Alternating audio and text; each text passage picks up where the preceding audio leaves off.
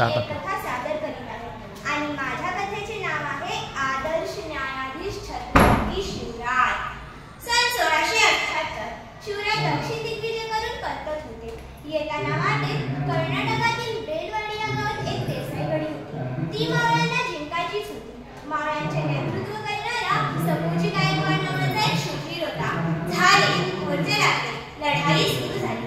एक छोटीशी गडी जिंकायला किती समय लागणार? मावळे लढताय. गडीचा मालक धारातीर्थी पडला.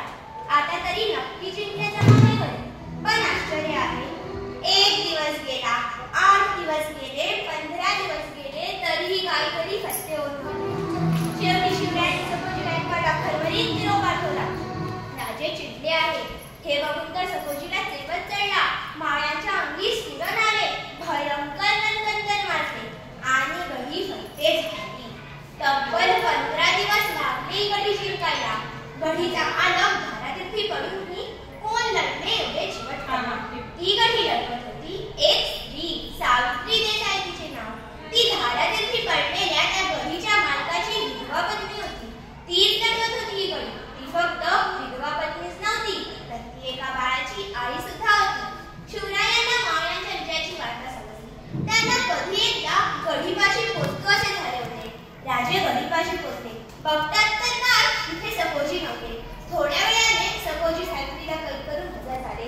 सपोजी इतक्या द्वेषात आणि रागात होता की त्या रागाच्या निर्माणाच्या भरात त्याने स्त्री, अबला, पुरुष, दुर्बल, म्हाताऱ्या, मुकी यांना हात न लावता त्यांचे रक्षण करण्याचे शिवरायांनी स्थापित केलेला नियम तो विसरला आणि त्याचा राग इतका नवल झाला की त्या रागाच्या विजयंगदाच्या भरात त्याने स्वतः जिद्दीने लढलेल्या त्या गडीच्या मालकिनीवर म्हणजे सावित्रीवर अतिप्रसंग करण्याचा प्रयत्न केला.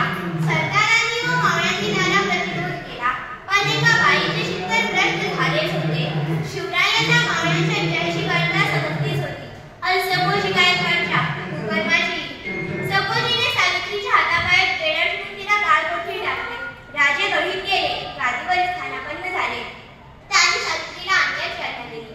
सपोजी गायकवाड त्यांच्या बाजूला छाती पुढे काढून उभा होता. सावित्रीला आणले गेले. सावित्री घाबरलेली होती. आता माझं कसं होणार? हा शिवाजी मला मारून टाकणार व माझं बाळ अनाथ होणार. मग हा क्रूर शिवाजी माझ्या बाळाला सुद्धा मारून टाकणार. किती कीर्ती ऐकली होती या शिवाजीची, पण ते सारं खोटं निघालं. सारं खोटं निघालं. आता हा शिवाजी माझ्या बाळाला मारून टाकणार.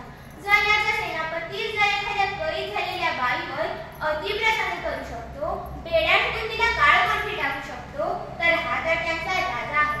हा किती क्रूर असेल? तिचे विचारचक्र सुरू झाले. तिने महाराज